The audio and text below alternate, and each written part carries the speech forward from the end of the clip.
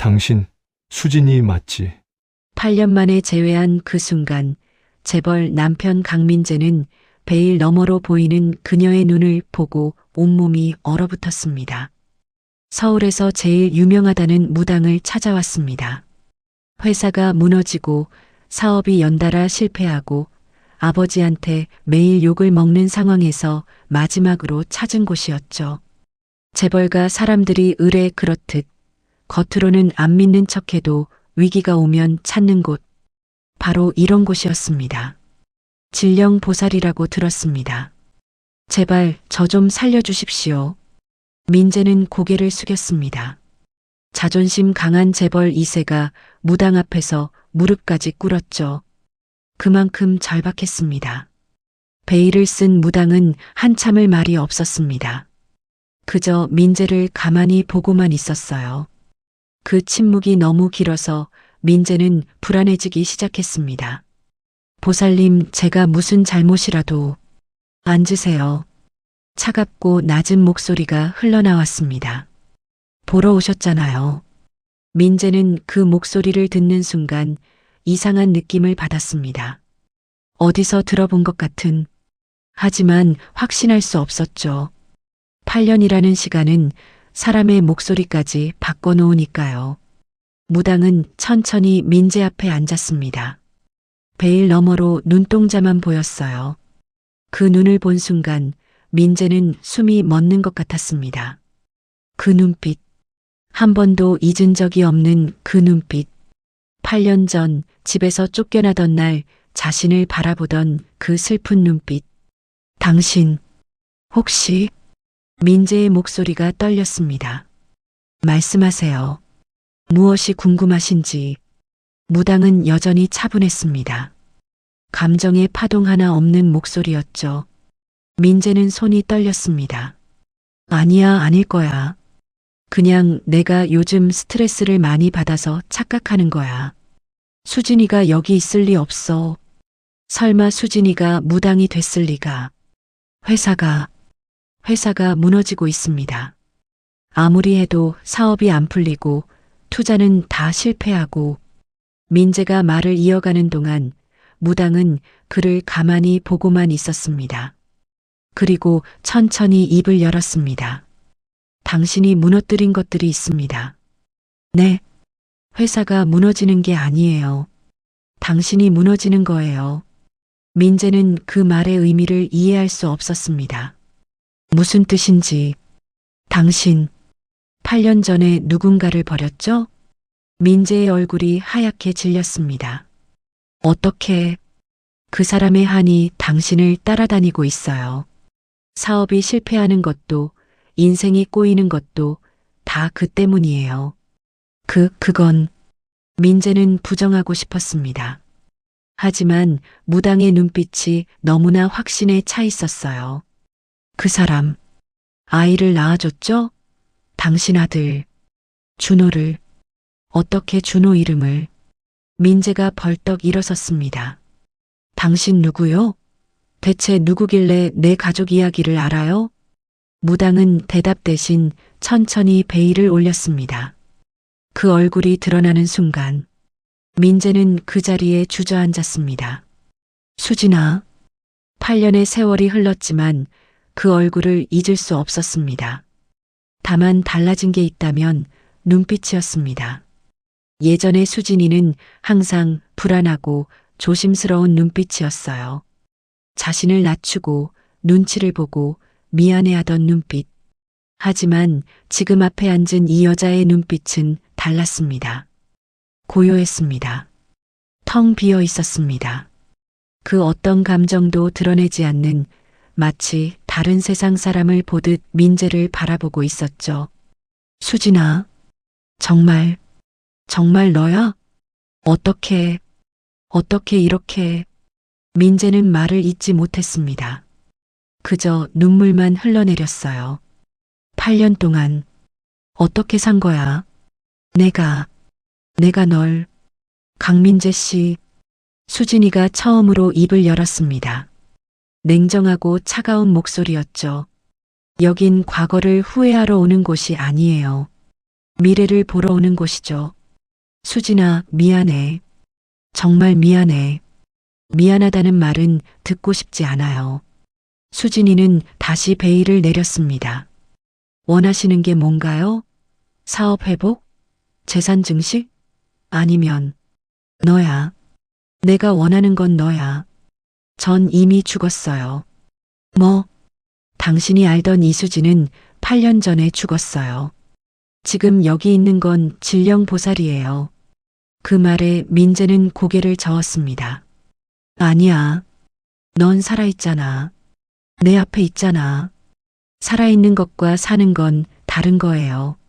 수진이가 천천히 일어섰습니다. 오늘은 여기까지예요. 나가주세요. 수진아, 제발. 민재가 수진이의 옷자락을 붙잡았습니다.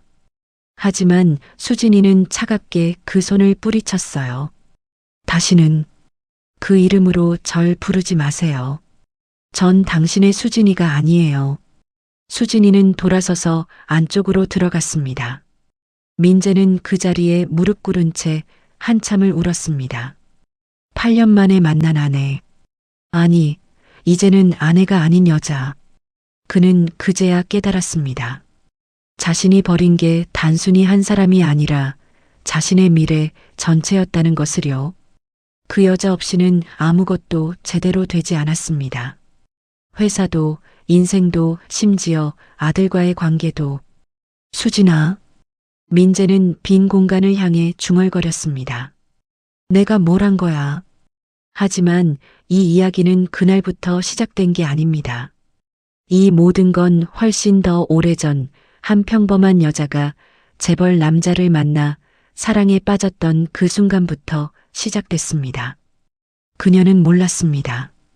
그 사랑이 자신을 어디까지 끌고 갈지, 그 사랑이 자신을 얼마나 깊은 나락으로 떨어뜨릴지, 그리고 그 나락에서 완전히 다른 사람으로 다시 태어나게 될지. 지금부터 그 이야기를 들려드리겠습니다. 한 여자가 버림받고도 무너지지 않고 오히려 더 강해진 이야기를요. 이수진, 그녀는 평범한 중산층 가정에서 자란 여자였습니다. 아버지는 공무원, 어머니는 초등학교 교사. 검소하지만 따뜻한 가정이었죠. 그런 수진이가 재벌가 남자를 만난 건 정말 우연이었습니다. 대학 동아리에서 만난 강민재. 그는 당시 자신의 집안 배경을 숨기고 있었고 수진이는 그저 성실하고 똑똑한 선배로만 알았습니다. 수진아, 나 너한테 할 말이 있어. 졸업을 앞둔 어느 봄날 민재가 수진이를 따로 불러냈습니다. 그리고 조심스럽게 자신의 집안 이야기를 꺼냈죠. 우리 집이 좀 특별해. 아버지가 대상그룹 회장이야. 수진이는 처음엔 농담인 줄 알았습니다. 하지만 민재의 진지한 눈빛을 보고 나서야 깨달았죠. 이 사람이 진심이라는 걸. 그래서 나한테 왜 이 얘기를 하는 거예요? 결혼하고 싶어서. 너랑. 그 말을 듣는 순간 수진이의 가슴은 두근거렸지만 동시에 불안했습니다. 재벌가 며느리라니. 드라마에서나 보던 일이 자신에게 일어나다니. 선배, 저 같은 사람이 괜찮을까요? 집안도 평범하고. 그래서 좋아. 너는 진짜야, 수진아. 다른 사람들처럼 내 집안을 보고 다가온 게 아니잖아. 그 말에 수진이는 눈물을 흘렸습니다. 그리고 민재의 청혼을 받아들였죠. 여러분, 그때 수진이가 알았을까요? 사랑만으로는 버틸 수 없는 세계가 있다는 걸. 그때는 몰랐습니다.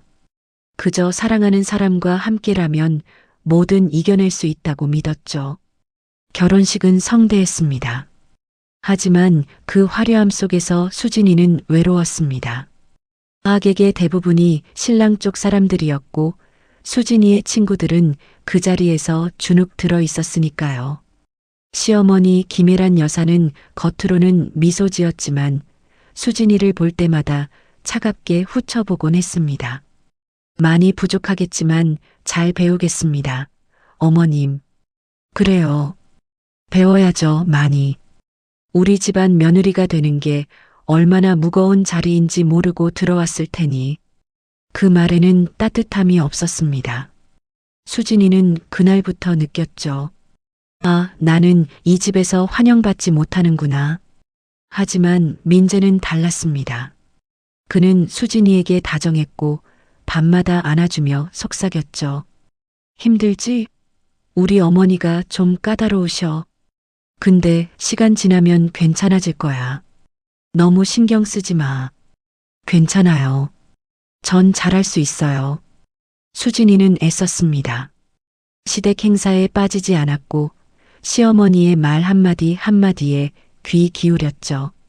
새벽같이 일어나 시아버지 차 준비를 하고 명절에는 남들보다 2배는 더 일했습니다. 그런데 이상했습니다. 아무리 애써도 시댁 식구들의 표정은 변하지 않았어요. 수진아, 아이는 언제 가질 생각이야? 결혼 6개월 만에 시어머니가 물었습니다. 아, 그게 아직은 뭐가 아직이야?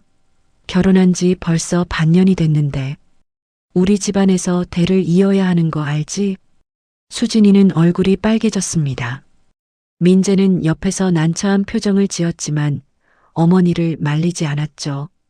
그날 밤 수진이는 민재에게 조심스럽게 말했습니다. 여보, 우리 좀 천천히 하면 안 될까요? 전 아직 준비가. 수진아, 어머니 말씀이 틀린 건 아니잖아. 우리도 이제 아이 가져야지. 하지만 우리 집안이 어떤 집안인지 알잖아. 대를 이어야 하는 게 당연한 거고. 그 순간 수진이는 느꼈습니다. 아, 이 사람도 결국 그 집안 사람이구나. 나보다 집안이 먼저구나. 하지만 수진이는 참았습니다. 사랑하니까요. 그리고 믿었죠. 아이가 생기면 달라질 거라고. 결혼 1년이 지났을 때 수진이는 임신했습니다. 시댁은 처음으로 수진이를 향해 미소 지었습니다. 시어머니는 비싼 보약을 지어주었고 시아버지는 잘했어라고 처음으로 칭찬했죠. 수진이는 행복했습니다. 드디어 인정받는구나. 이제 이 집안의 진짜 식구가 되는구나. 여보, 우리 아기 이름 뭐라고 지을까? 남자면 준호, 여자면 준이. 어때?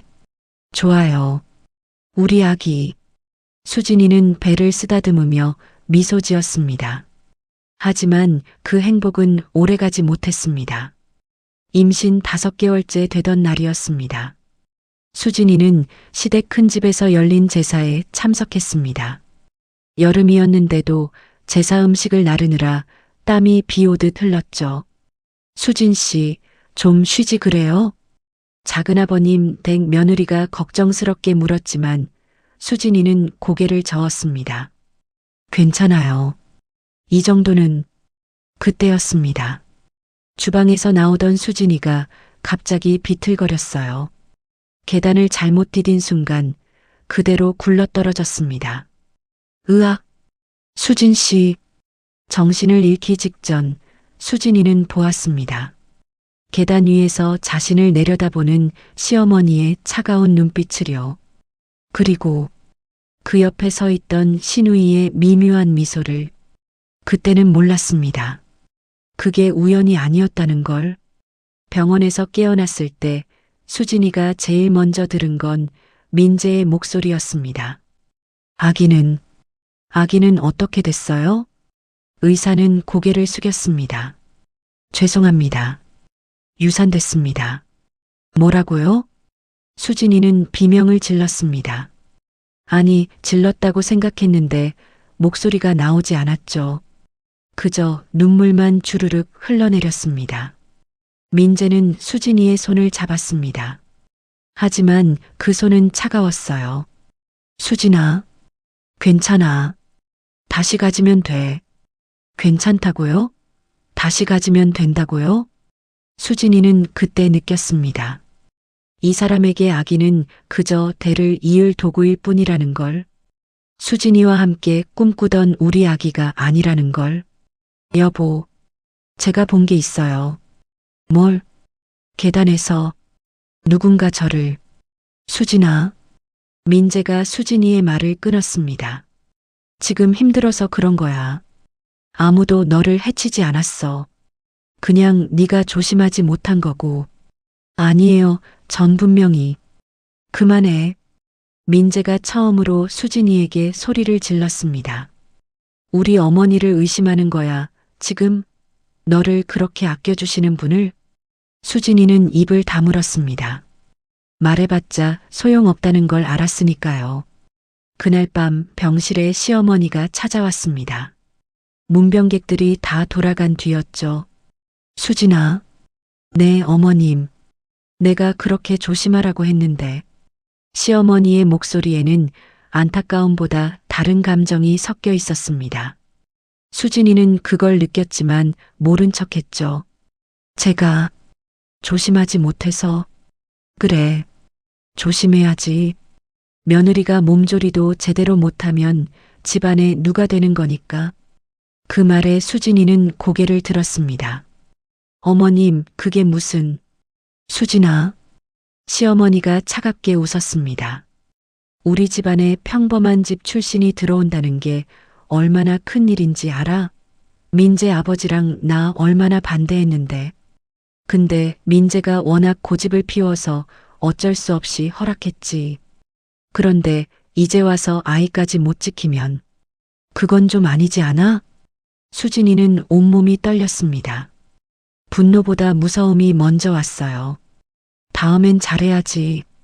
알겠어? 시어머니는 그 말을 남기고 병실을 나갔습니다.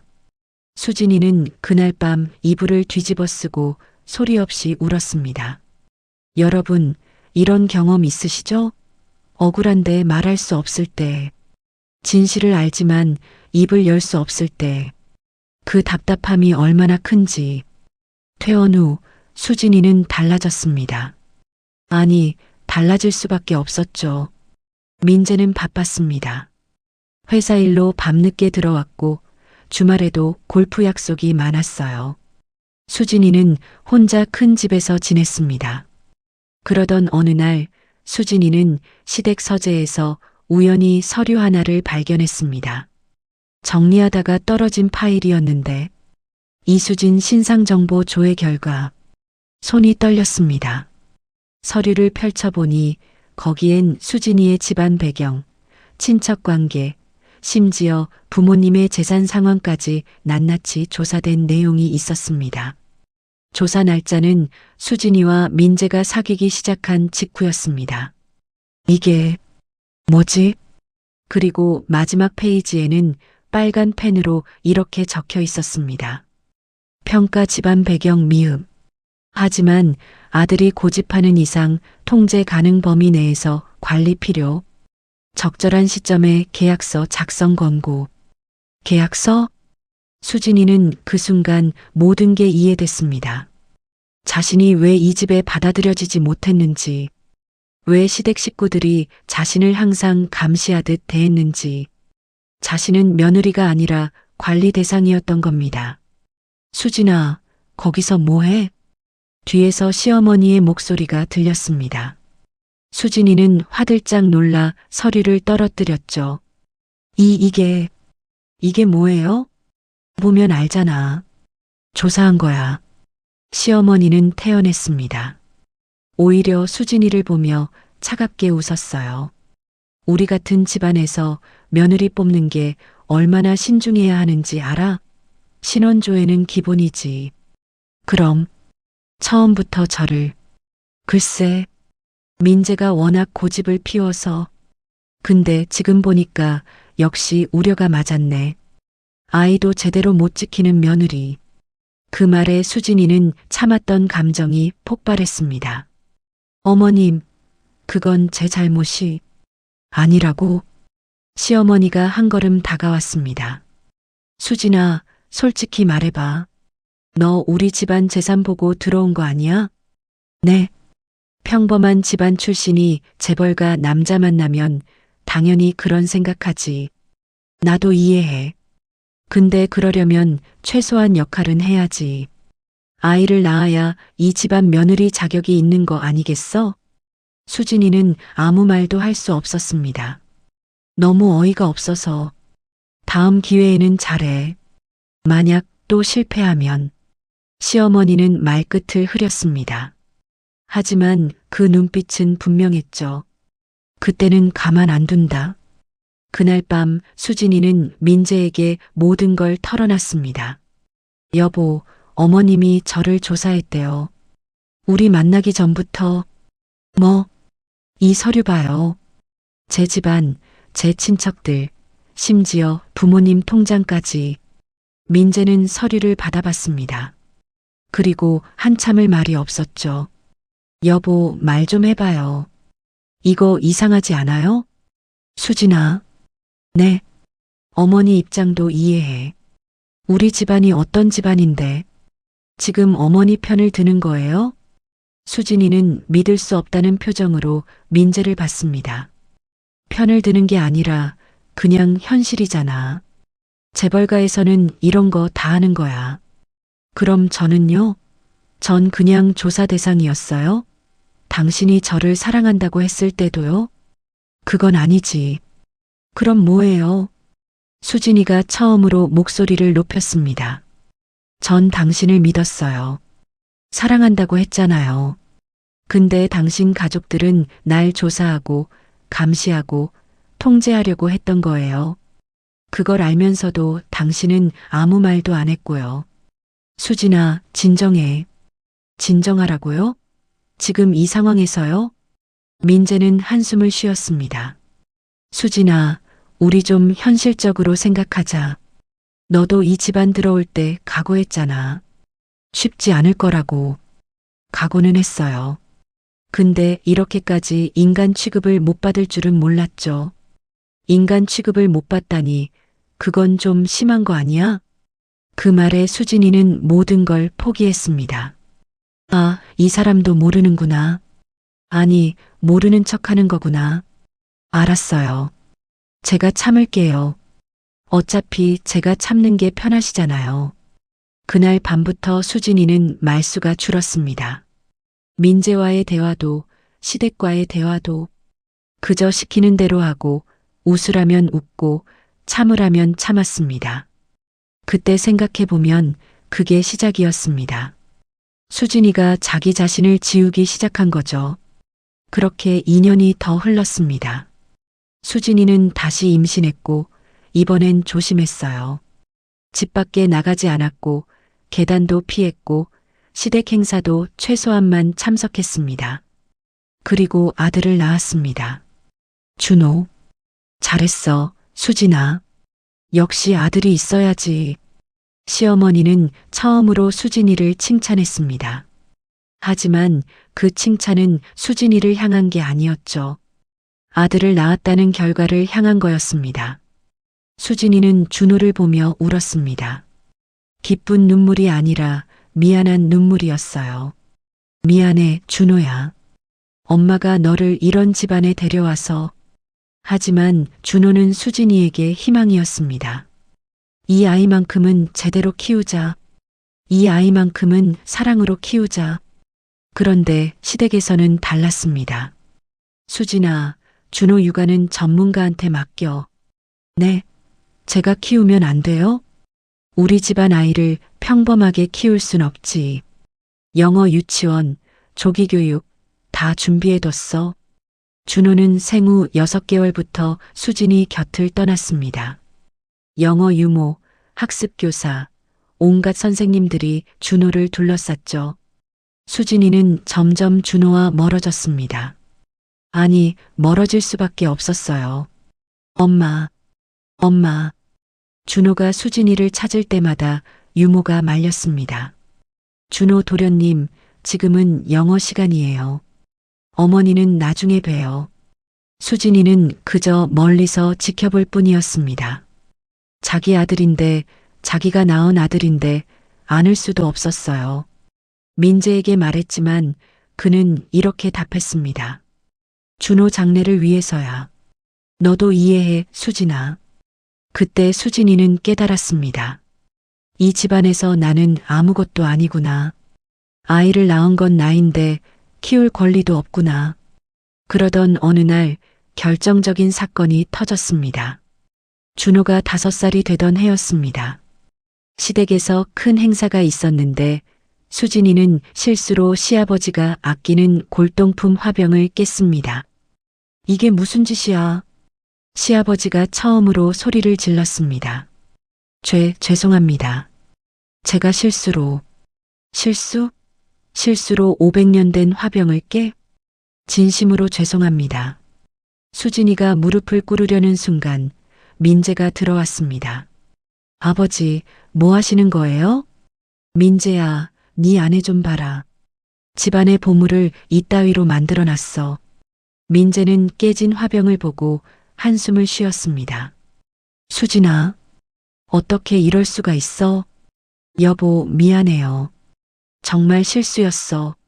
실수? 넌 항상 실수야. 민재가 처음으로 수진이에게 화를 냈습니다. 결혼한 지 몇 년인데 아직도 이 집안 규칙을 모르겠어? 조심하라고 했잖아. 미안해요. 미안하다고 되는 게 아니잖아. 이 화병이 얼마나 귀한 건데. 그때 시어머니가 끼어들었습니다. 민재야, 이제 그만해. 어차피 수진 씨한테 우리 집안 물건의 가치를 알라는 게 무리지. 그 말에 담긴 비아냥을 수진이는 알았습니다. 너희 집안은 이런 것도 모르잖아라는 뜻이었죠. 수진이, 너는 방으로 들어가 있어. 오늘 행사는 우리끼리 하지. 수진이는 쫓겨나듯 방으로 들어갔습니다. 그리고 그날 밤 민재는 집에 들어오지 않았어요. 다음 날 아침 민재가 돌아왔을 때 그의 입에서 나온 말은 이거였습니다. 수진아, 우리 이혼하자. 뭐라고? 더 이상은 무리야. 넌 우리 집안에 맞지 않아. 수진이는 믿을 수 없었습니다. 여보, 화병 하나 깬 것 때문에요? 제가 사과했잖아요. 화병 때문이 아니야. 민재가 고개를 저었습니다.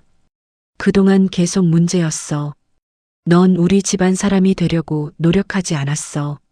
노력 안 했다고요? 전 그동안. 그래, 너 나름대로는 했겠지. 근데 충분하지 않았어. 준호는 내가 키울게.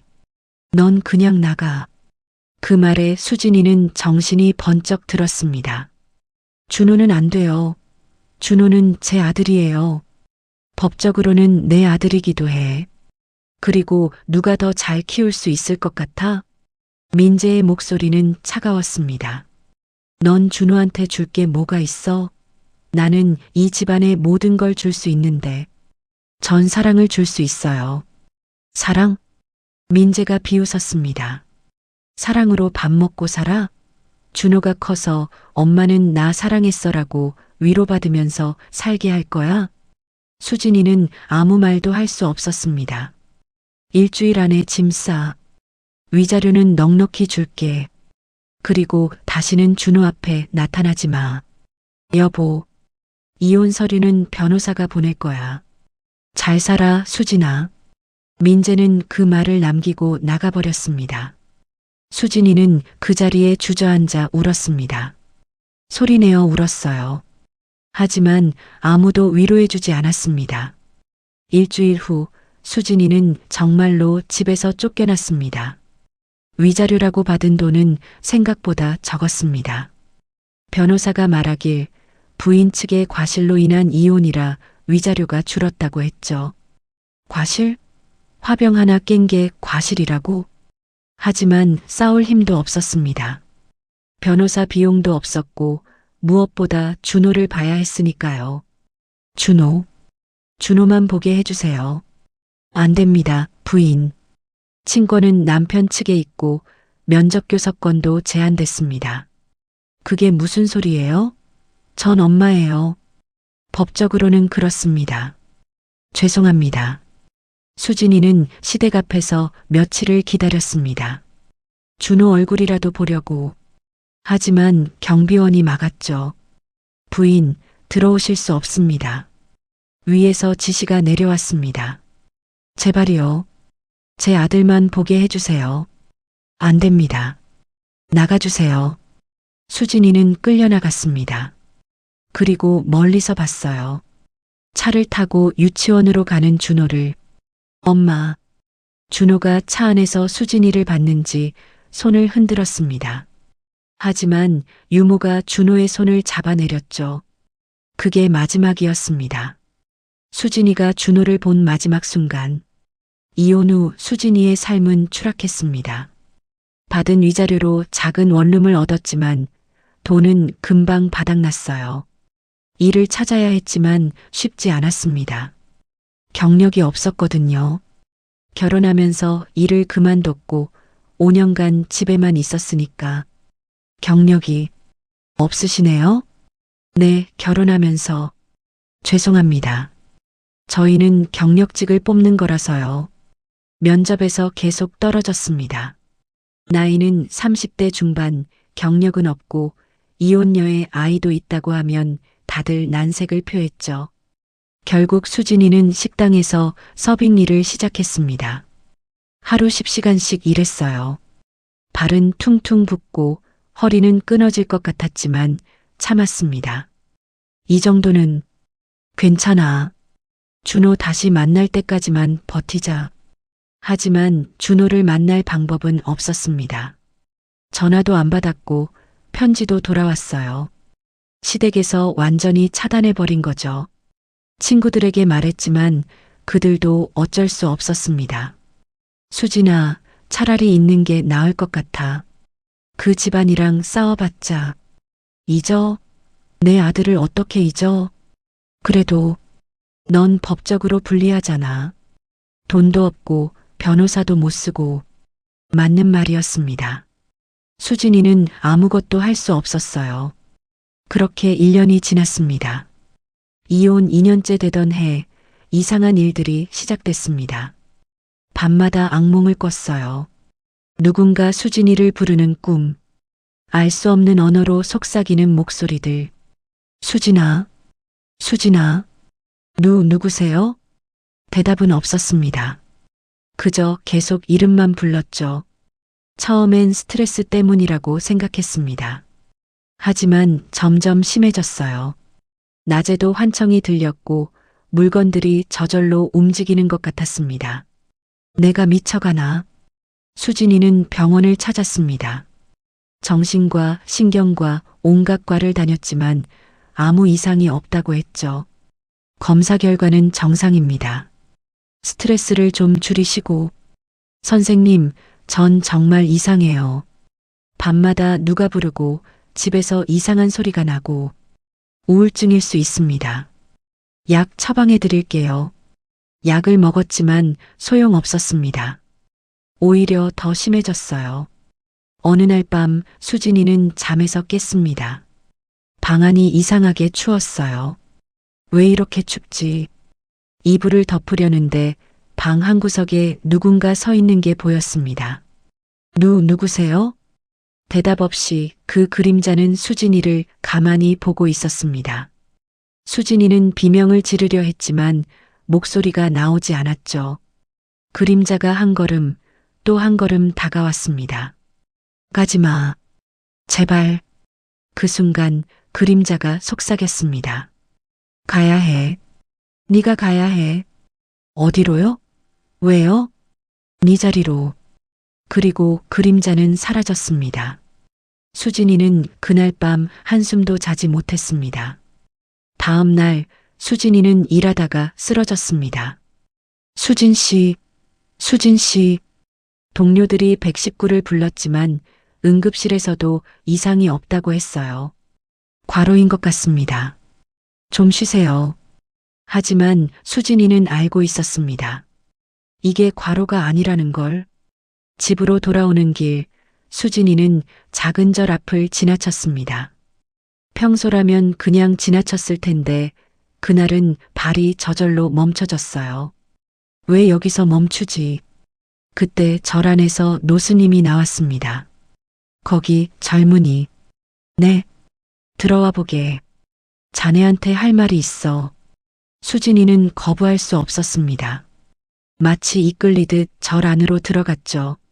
노스님은 수진이를 보더니 한숨을 쉬었습니다. 자네. 신병이 들었구먼. 신병이요? 신을 받아야 할 사람이 거부하면 이렇게 돼. 몸도 마음도 병들지. 무슨 소리예요? 전 그런 거 안 믿어요. 안 믿어도 되네. 하지만 자네 몸이 말하고 있어. 받아들이라고. 노스님은 수진이의 손을 잡았습니다. 그 순간 수진이는 온몸에 전기가 흐르는 느낌을 받았어요. 자네, 큰 한을 품고 있구먼. 아이를 잃은 한, 사랑을 잃은 한, 자신을 잃은 한. 어떻게 이 한이 자네를 여기까지 끌고 왔어. 그리고 신도 자네를 원하고 있고. 수진이는 눈물이 났습니다. 전 그저 평범하게 살고 싶었어요. 제 아들이랑 같이. 평범한 삶은 이미 끝났네. 이제 자네에겐 다른 길이 있어. 다른 길이요? 신을 받아들이게. 그리고 사람들을 살리게. 그게 자네가 가야 할 길일세. 수진이는 고개를 저었습니다. 전 그런 거 못해요. 저는 지금은 거부해도 되네. 하지만 언젠가는 받아들이게 될 거야. 그게 자네 운명이니까. 노스님은 그 말을 남기고 돌아갔습니다. 수진이는 절을 나왔지만 그 말이 계속 머릿속에 맴돌았어요. 신을 받아들이라. 그 후로도 이상한 일은 계속됐습니다. 길을 걷다가 갑자기 누군가의 아픔이 느껴졌어요. 스쳐 지나가는 사람의 슬픔, 분노, 절망이 수진이에게 전해졌죠. 아, 아파. 모르는 사람의 고통이 내 고통처럼 느껴졌습니다. 수진이는 견딜 수 없었어요. 제발, 그만. 어느 날은 지하철에서 한 여자를 봤습니다. 평범한 직장인처럼 보였지만 수진이에게는 달랐어요. 그 여자 주변에 검은 기운이 보였습니다. 저 사람, 위험해. 수진이는 무의식 중에 그 여자에게 다가갔습니다. 저기, 혹시, 네, 조심하세요. 오늘, 네, 무슨, 수진이는 더 이상 말하지 못하고 도망쳤습니다. 내가 왜 저런 말을 했지? 그날 저녁 뉴스를 봤습니다. 오늘 오후 강남역 근처에서 교통사고가 발생했습니다. 다행히 행인들이 피해를 입지 않았는데 화면에 비친 건 그 여자였습니다. 아슬아슬하게 피한 모습이 나왔죠. 수진이는 온몸에 소름이 돋았습니다. 내가 정말 본 거야? 결국 수진이는 다시 그 절을 찾아갔습니다. 스님, 저 왔어요. 노스님은 기다렸다는 듯이 미소 지었습니다. 그럴 줄 알았지. 이제 받아들일 준비가 됐나? 모르겠어요. 근데 이렇게는 못 살겠어요. 미칠 것 같아요. 그래. 그럼 이제 배우게. 어떻게 신과 함께 사는지. 그날부터 수진이의 새로운 삶이 시작됐습니다. 처음엔 거부감이 컸습니다. 굿을 배우고 경을 읽고 신과 소통하는 법을 익히는 게 낯설었어요. 하지만 신기하게도 그러면서 수진이는 평화를 찾았습니다. 밤의 악몽도 사라졌고 환청도 줄어들었죠. 자네는 큰 무당이 될 거야. 많은 사람을 살릴 거고. 전 그냥 평범하게 살고 싶었는데 평범한 삶은 누구에게나 주어지는 게 아니네. 자네에겐 이 길이 맞아. 수진이는 점점 신의 목소리를 듣기 시작했습니다. 처음엔 작은 속삭임이었지만 나중엔 명확한 메시지가 됐죠. 저 사람을 도와줘라. 이 사람에게 이렇게 말하라. 수진이는 그 목소리를 따랐습니다. 그리고 실제로 사람들이 살아났어요. 여러분, 믿기 힘들겠지만 이런 일도 있습니다. 과학으로 설명할 수 없는, 하지만 분명히 존재하는 세계가 있어요. 3년이 지났습니다. 수진이는 이제 진령보살이라 불리는 무당이 됐습니다. 작은 굿당을 운영했고 입소문을 타기 시작했죠. 진령보살한테 가봐. 정말 신기하게 맞춰. 나도 거기서 점 봤는데 내 인생이 바뀌었어. 사람들이 찾아왔습니다. 아픈 사람, 억울한 사람, 길을 잃은 사람들.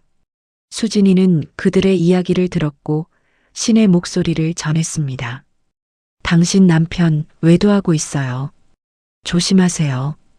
당신 사업 이번 달에 위기 올 거예요. 미리 준비하세요. 당신 아들 지금 많이 아파해요. 관심 가져주세요. 신기하게도 다 맞아떨어졌습니다. 사람들은 감사하며 돌아갔고 수진이의 명성은 점점 높아졌죠. 하지만 수진이는 행복하지 않았습니다.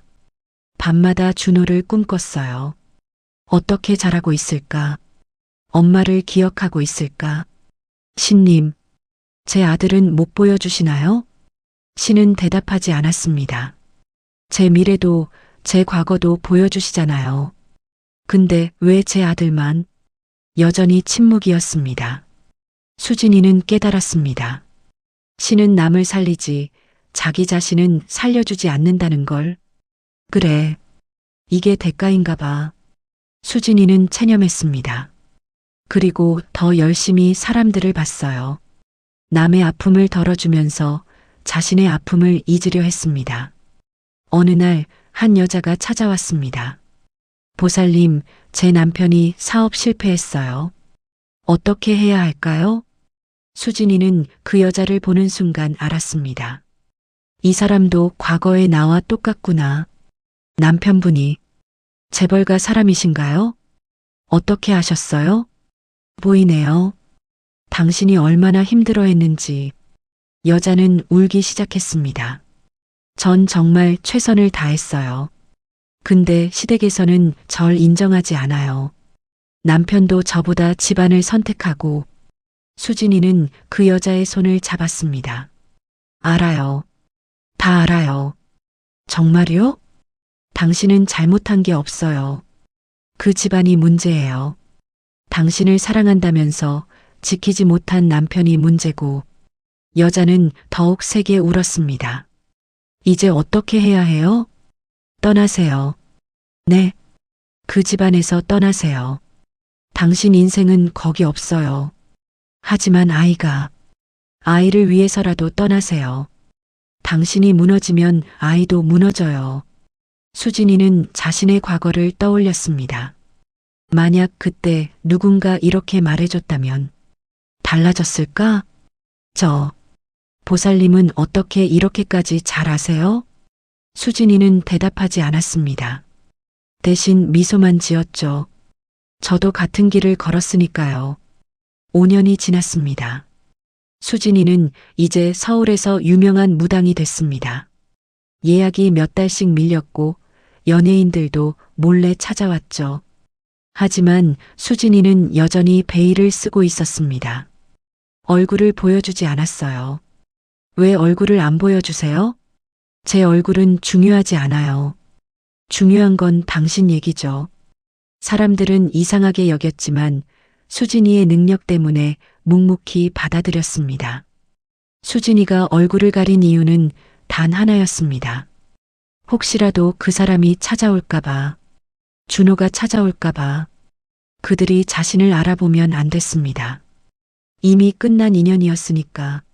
하지만 운명은 그녀를 놔두지 않았습니다. 이혼 8년째 되던 봄날이었습니다. 비서가 전화를 걸어왔어요. 보살님, 급하게 예약 요청이 들어왔어요. 누군데요? 대상그룹 회장님이요. 수진이의 손이 떨렸습니다. 대상그룹, 민재의 아버지. 거절해요. 네. 근데 금액을 얼마를 줘도 안 봐요. 거절하세요. 비서는 놀랐지만 따랐습니다. 하지만 다음 날 또 전화가 왔어요. 보살님, 이번엔 대상그룹 부회장님이요. 민재였습니다. 수진이는 숨이 막혔습니다. 역시 거절. 금액을 2배로 올렸대요. 그리고 꼭 봐달래요. 급한 일이라고. 수진이는 망설였습니다. 보고 싶었어요. 8년 만에 민재를 보고 싶었습니다. 하지만 동시에 두려웠죠. 알겠어요. 받아들이죠. 그날 밤 수진이는 잠을 이루지 못했습니다. 왜 하필 나한테 온 거야? 서울에 무당이 얼마나 많은데. 신이 웃고 있는 것 같았습니다. 약속된 날, 굿당 문이 열리고 민재가 들어왔습니다. 8년 만에 보는 민재는 많이 변해 있었어요. 머리에 흰 머리카락이 섞였고 얼굴에는 주름이 늘었습니다. 무엇보다 눈빛이 달랐죠. 예전에 자신감 넘치던 눈빛은 사라지고 지쳐 있었습니다. 앉으세요. 수진이는 목소리를 최대한 낮게 깔았습니다. 알아들으면 안 됐으니까. 민재는 앉으며 한숨을 쉬었습니다. 회사가 위기예요. 어떤 위기죠? 사업이 계속 실패하고 투자자들이 떠나고 아버지는 제게 모든 책임을 묻고 있어요. 그래서 저를 찾아온 거예요? 네. 제발 방법을 알려주세요. 어떻게 해야 이 위기를 넘길 수 있을까요? 수진이는 민재를 가만히 봤습니다. 베일 너머로 이 사람이 날 사랑한다고 했었죠. 평생 함께 하자고 했었어요. 근데 결국 날 버렸죠. 아들까지 빼앗고. 보살님? 당신 문제는 사업이 아니에요. 네. 당신이 짊어진 빚이 문제죠. 빚이요? 전 빚이 없는데. 돈 빚이 아니에요. 마음의 빚. 수진이는 천천히 말을 이어갔습니다. 당신, 누군가를 버린 적 있죠? 민재의 얼굴이 굳었습니다. 그게 무슨 상관이죠? 그 사람의 한이 당신을 따라다니고 있어요. 사업이 안 되는 것도, 인생이 꼬이는 것도 다 그 때문이에요. 말도 안 돼요. 그건 믿기 싫으면 안 믿어도 돼요. 근데 당신 인생이 왜 이렇게 됐는지 진짜 모르겠어요? 민재는 아무 말도 하지 못했습니다. 수진이는 계속 말했습니다. 그 사람, 당신을 정말 사랑했어요. 당신 집안 때문에 힘들어도 참았고, 아이 낳아서 바쳤고, 모든 걸 희생했죠. 근데 당신은 뭘 했어요? 제가 버렸죠. 그 사람이 지킬 수 있는 마지막 것까지 다 빼앗고 버렸어요. 민재는 고개를 숙였습니다. 내 아내 얘기신가요? 맞아요. 전 아내를 버렸어요. 그게 잘못이었죠. 근데 어쩔 수 없었어요. 집안에 압박이 있었고, 집안 핑계 대지 마세요. 수진이의 목소리가 차가워졌습니다. 당신 선택이었어요. 아내를 지킬 수도 있었는데 안 한 거예요. 편한 쪽을 택한 거죠. 맞아요. 민재가 인정했습니다. 제가 비겁했어요. 근데 이미 끝난 일인데 어떻게 해요? 끝나지 않았어요. 네. 그 사람의 한이 당신 곁에 있어요. 평생 따라다닐 거예요. 당신이 갚을 때까지. 어떻게 갚아요? 수진이는 잠시 침묵했습니다. 그 사람을 찾아가세요. 그리고 용서를 빌어요. 어디 있는지도 모르는데요. 모르면 찾아야죠. 민재는 한숨을 쉬었습니다. 알겠습니다. 찾아볼게요. 그때 수진이는 실수를 했습니다. 준호는 잘 크고 있나요? 민재가 고개를 번쩍 들었습니다. 뭐라고요? 제 아들 이름을 어떻게... 보살님 혹시... 민재가 일어나 다가오려는 순간 수진이가 손을 들어 막았습니다. 나가세요. 오늘은 여기까지예요. 잠깐만요. 혹시 당신... 나가세요. 수진이가 소리쳤습니다. 처음으로 감정을 드러냈죠. 민재는 놀랐지만 천천히 뒤로 물러섰습니다. 죄송합니다. 실례했습니다. 민재가 문을 나가려는 순간 수진이가 말했습니다. 당신 평생 후회하며 살 거예요. 당신이 버린 사람이 얼마나 소중한 사람이었는지 알게 될 테니까. 민재는 돌아보지 않고 나갔습니다. 수진이는 그 자리에 주저앉아 울었습니다. 8년 만에 본 민재. 여전히 가슴이 아팠어요. 그날 밤 민재는 회사로 돌아가지 않았습니다. 대신 오래된 상자를 하나 꺼냈어요. 수진이와의 추억이 담긴 상자였죠. 사진, 편지, 작은 선물들. 다 버려야겠다고 생각했지만 버리지 못한 것들. 수진아. 민재는 수진이의 사진을 보며 눈물을 흘렸습니다. 내가 정말 미안해. 그때 깨달았습니다. 무당이 한 말이 맞다는 걸. 자신이 버린 게 얼마나 큰 건지. 민재는 비서에게 전화를 걸었습니다. 이수진. 전 부인 찾아봐. 어디 있는지 알아내. 네, 부회장님. 하지만 찾기 어려웠습니다. 수진이는 이름도 바꿨고 흔적도 지웠으니까. 민재는 초조해졌습니다. 그리고 다시 그 굿당을 찾아갔죠. 일주일 후 민재는 또 찾아왔습니다. 보살님 다시 왔습니다. 왜 또 왔어요? 당신이 누군지 알아야 할 것 같아서요. 수진이는 당황했습니다. 전 그냥 무당이에요. 아니에요. 민재가 가까이 다가왔습니다. 당신, 수진이 맞지? 우리 아들 이름을 아셨어요. 그리고 목소리도. 낯익어요. 수진이는 더 이상 숨길 수 없다는 걸 알았습니다. 천천히 베일을 벗었습니다. 민재는 그 얼굴을 보고 그 자리에 주저앉았습니다. 수진아, 오랜만이에요. 민재는 울었습니다. 재벌 2세, 항상 당당했던 남자가 무너지는 순간이었죠. 미안해. 정말 미안해. 미안하다는 말 들으러 온 거 아니에요. 수진이는 차갑게 말했습니다. 그럼 뭐하러 온 거예요? 당신이 어떻게 사는지 보러 왔어요. 8년 동안 무슨 일이 있었는지. 민재는 고개를 들었습니다. 말해줘. 어떻게 무당이 된 거야? 수진이는 8년의 이야기를 했습니다. 이혼 후 추락한 삶, 신병, 노스님과의 만남, 무당이 되기까지의 과정. 민재는 모든 이야기를 들으며 울었습니다. 내가 너를 그렇게 만든 거구나. 아니에요. 당신이 날 여기까지 오게 만들었지만 이 길을 선택한 건 나예요. 수진아, 전 당신을 원망하지 않아요. 이미 다 용서했어요. 정말? 네. 안 그러면 제가 살 수 없었으니까. 민재는 무릎을 꿇었습니다. 제발 다시 돌아와줘. 나랑 준호한테. 안 돼요. 왜? 나 변했어. 정말 변했어. 당신이 변한 게 중요한 게 아니에요. 수진이가 고개를 저었습니다. 전 이미 다른 사람이에요. 당신이 알던 이수진은 죽었어요. 지금 있는 건 진령보살이에요. 아니야. 넌 아직. 민재 씨. 수진이가 처음으로 이름을 불렀습니다. 전 당신을 용서했지만 당신 곁으로 돌아갈 순 없어요. 그건 저 자신을 배신하는 거니까. 그럼 준호는? 준호도 엄마 그리워해. 그 말에 수진이의 눈에 눈물이 고였습니다. 준호. 준호 만나줘. 제발.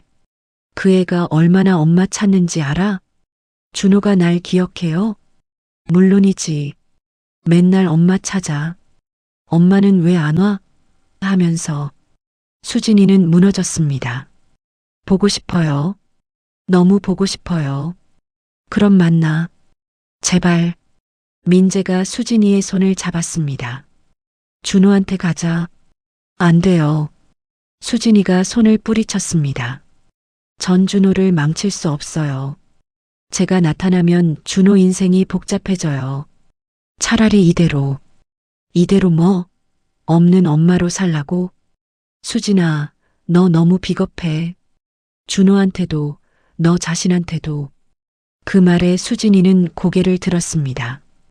비겁하다고요? 그래. 넌 도망치는 거야. 준호를 사랑한다면서 정작 준호한테 돌아가지 않잖아. 그건 나도 잘못했어. 인정해. 근데 넌 희생자인 척하면서 정작 할 수 있는 것도 안 하고 있어. 수진이는 할 말이 없었습니다. 민재의 말이 맞았으니까요. 나 무서워요. 뭐가? 준호가 날 거부할까봐. 엄마 왜 이제 와? 하면서 날 밀어낼까봐. 안 그럴 거야. 어떻게 알아요? 준호가 매일 네 사진 보면서 자거든.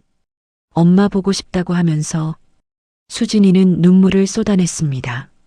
정말요? 응. 그러니까 제발 만나줘. 준호한테 가줘. 수진이는 고개를 끄덕였습니다. 알겠어요. 만날게요. 다음 날 수진이는 8년 만에 그 집 앞에 섰습니다. 예전에 살던 대저택, 아무것도 변하지 않았어요.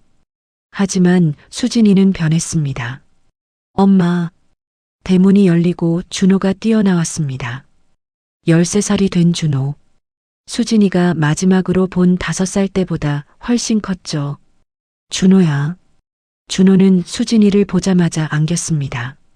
엄마, 엄마, 미안해. 미안해, 준호야. 모자는 한참을 울었습니다. 그 모습을 보던 민재도 시댁 식구들도 아무 말하지 못했죠. 그때 시어머니가 다가왔습니다. 수진아. 수진이는 고개를 들었습니다. 예전처럼 주눅 들지 않았어요. 어머님, 미안했다. 시어머니가 처음으로 사과했습니다. 내가 너무 심했어. 당신을 사람 취급도 안 했지. 알고 있었어요. 그래도 용서해 줄 수 있어? 수진이는 잠시 생각했습니다. 용서는 이미 했어요. 근데 잊진 않을 거예요. 그래도 돼. 잊지 마. 우리가 얼마나 나쁜 사람들이었는지. 시어머니는 고개를 숙였습니다. 민재가 다가왔습니다. 수진아, 다시 시작할 수 있을까? 모르겠어요. 모른다는 건 가능성이 있다는 거잖아. 민재 씨. 수진이가 민재를 똑바로 봤습니다. 전 더 이상 당신 아내가 아니에요. 그리고 될 생각도 없어요. 하지만 준호 엄마이긴 해요. 그건 변하지 않죠. 그럼 준호 때문에라도. 준호 때문에 같이 살 순 없어요. 그건 준호한테도 저한테도 나쁜 거예요. 수진이는 준호를 보며 미소 지었습니다. 하지만 준호는 만날게요. 자주 만날게요. 정말? 네. 약속해요. 그 후로 수진이는 일주일에 한 번씩 준호를 만났습니다. 처음엔 어색했지만 시간이 지나면서 모자는 가까워졌어요. 엄마, 오늘 학교에서. 그래, 재밌었겠다. 엄마, 나 이번에 시험 잘 봤어. 잘했어, 우리 준호. 평범한 대화들. 하지만 수진이에게는 가장 소중한 시간이었습니다. 민재는 계속 수진이에게 돌아오라고 설득했습니다. 수진아, 제발. 우리 다시 가족이 되자. 안 돼요. 전 이미 말했잖아요. 왜? 준호도 원하고 나도 변했고 당신이 변한 게 중요한 게 아니에요. 수진이가 단호하게 말했습니다. 전 이미 다른 삶을 살고 있어요. 무당으로서의 삶을요. 그걸 포기할 순 없어? 왜 제가 포기해야 해요? 당신은 회사 포기 안 하잖아요. 민재는 할 말이 없었습니다. 제 인생도 소중해요. 제 선택도 존중받아야 해요. 알았어. 미안해. 민재는 결국 포기했습니다. 하지만 가끔 수진이를 보러 굿당에 왔어요. 오늘은 왜 왔어요? 그냥 너 보고 싶어서. 민재 씨, 이러시면 안 돼요. 알아. 근데 어쩔 수 없어. 너 없이는 못 살겠어. 수진이는 한숨을 쉬었습니다. 당신은 저 없이도 잘 살 거예요. 지금까지 그랬잖아요. 아니야. 지금까지는 그냥 버틴 거야. 사는 게 아니라. 수진아, 나 후회해. 매일 후회해. 왜 그때 너를 지키지 못했을까? 왜 너를 버렸을까? 민재는 울었습니다. 돈도 많고 권력도 있는데 정작 가장 소중한 걸 잃어버렸어. 수진이는 민재의 어깨에 손을 얹었습니다. 민재 씨, 전 당신을 사랑했어요. 진심으로. 나도. 하지만 이젠 아니에요. 당신을 보면 과거가 생각나고 아파요. 미안해. 사과는 받았어요. 근데 그게 우리를 다시 이어주진 않아요. 수진이는 일어섰습니다. 이제 그만 가세요. 준호 기다리고 있을 거예요. 민재는 고개를 끄덕이고 일어났습니다. 수진아. 네. 행복해져. 제발. 당신도요. 민재는 돌아섰습니다. 하지만 문을 나가기 전에 한 번 더 돌아봤어요. 나 평생 너를 잊지 못할 거야. 알아요. 그리고 평생 후회할 거야. 그것도 알아요. 민재는 문을 닫고 나갔습니다. 수진이는 그 자리에 서서 한참을 생각에 잠겼습니다. 나도 당신을 잊지 못할 거예요. 하지만 붙잡지는 않을 거예요. 몇 달 후 민재는 회사를 정리하기 시작했습니다. 부회장님, 정말 그만두시는 거예요? 응. 이제 준호한테 집중하고 싶어. 민재는 준호와 더 많은 시간을 보냈습니다. 학교 행사에도 참석하고 주말에는 여행도 갔죠. 아빠, 왜 요즘 집에 이렇게 많이 있어? 아빠가 그동안 너랑 시간을 못 보냈잖아. 이제는 보내고 싶어서. 좋아. 준호는 행복했습니다. 엄마도 만나고 아빠와도 시간을 보내고. 하지만 민재는 행복하지 않았습니다. 늘 마음 한구석이 비어 있었어요. 어느 날 민재는 수진이에게 마지막으로 편지를 썼습니다. 수진아, 이 편지를 읽을지 모르겠지만 그래도 써. 나는 내가 없는 인생을 살고 있어. 준호와 함께 있지만 늘 내가 생각나. 너는 나를 버렸다고 했지. 맞아. 내가 먼저 버렸어. 하지만 알아줬으면 좋겠어. 내가 널 진심으로 사랑했다는 거. 지금도 사랑한다는 거. 너 없이 사는 게 이렇게 힘든 줄 몰랐어. 돈도 권력도 아무 의미 없더라. 네가 없으니까. 행복하게 살아줘. 그게 내가 바라는 전부야. 그리고 미안해. 평생 미안할 거야. 민재. 수진이는 그 편지를 읽고 울었습니다. 하지만 답장은 하지 않았어요. 대신 굿당 한편에 그 편지를 조용히 보관했습니다. 시간이 흘렀습니다. 수진이는 여전히 무당으로 살았고 민재는 아버지로 살았습니다. 둘은 준호를 통해 연결되어 있었지만 다시 하나가 되진 않았어요. 어느 가을날 수진이는 굿당에서 준호의 돌잔치 사진을 발견했습니다. 그때는 행복했었죠. 아니, 행복할 거라고 믿었었어요. 수진이는 그 사진을 천천히 태웠습니다. 안녕, 과거의 나. 사진이 제가 되어 날아갔습니다. 하지만 수진이는 웃고 있었어요. 이제 진짜 자유로워졌어. 민재는 끝내 수진이를 잊지 못했습니다. 매일 밤 그녀를 생각했고 후회했죠. 내가 그때 지켰다면 달랐을까? 하지만 돌이킬 수 없었습니다. 시간은 되돌아가지 않으니까요. 민재는 준호에게 말했습니다. 준호야, 엄마 잘해드려야 해. 알아, 아빠. 아빠는 엄마한테 못해줬거든. 그래서 후회해. 괜찮아, 아빠. 엄마도 아빠 사랑해. 아니야. 엄마는 나를 용서했을 뿐이야. 사랑하는 건 아니야. 준호는 아빠를 안아줬습니다. 그래도 괜찮아. 우리 가족이잖아. 민재는 울었습니다. 그래. 우리 가족이지. 수진이는 여전히 무당으로 살았습니다. 많은 사람을 살렸고 많은 이야기를 들었죠.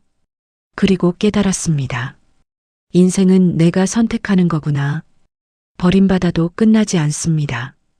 다만 다른 길로 가는 거예요. 수진이는 자신의 길을 선택했습니다. 무당이라는 남들이 이상하게 볼 수도 있는 길을요. 하지만 후회하지 않았습니다. 나는 나를 구했어. 그걸로 충분해. 여러분, 이 이야기를 들으시면서 무엇을 느끼셨나요? 혹시 수진이처럼 버림받은 경험이 있으신가요? 혹시 민재처럼 누군가를 버린 후 후회하고 계신가요? 인생에는 돌이킬 수 없는 선택들이 있습니다. 하지만 중요한 건 그 선택 이후 어떻게 사느냐예요.